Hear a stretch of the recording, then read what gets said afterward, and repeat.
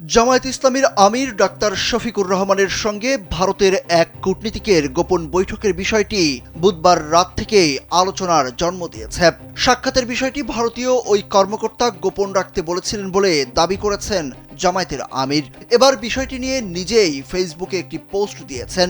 ওই পোস্টে ডাক্তার শফিকুর রহমান লিখেছেন, আন্তর্জাতিক মিডিয়া রয়টার্সকে দেয়া এক সাক্ষাৎকারে তাকে জিজ্ঞেস করেন, ভারত যেহেতু আপনাদের প্রতিবেশী দেশ, তাদের সঙ্গে আপনাদের কোনো যোগাযোগ আছে কিনা, কোনো কথাবার্তা বা বৈঠক হয় কিনা।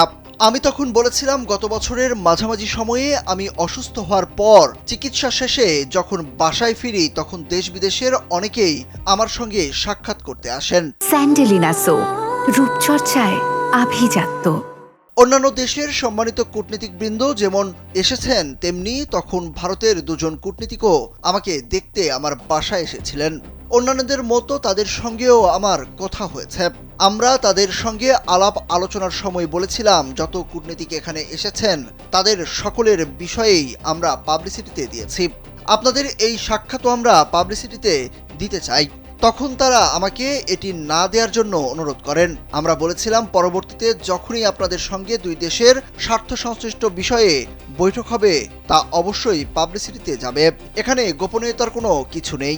জামায়াতের আমির পোস্টে আরও বলেন, আমি বিস্মিত যে আমাদের কিছু দেশীয় মিডিয়া ভারতের সঙ্গে জামায়াত আমিরের গোপন বৈঠক হয়েছে বলে সংবাদ পরিবেশন করেছে। আমি এই ধরনের সংবাদের তীব্র নিন্দা জানাই এবং ভবিষ্যতে প্রকৃত বিষয় না জেনে এমন বিভ্রান্তিকর সংবাদ পরিবেশন করা থেকে বিরত থাকার জন্য সংশ্লিষ্টদের প্রতি আহ্বান জানাই।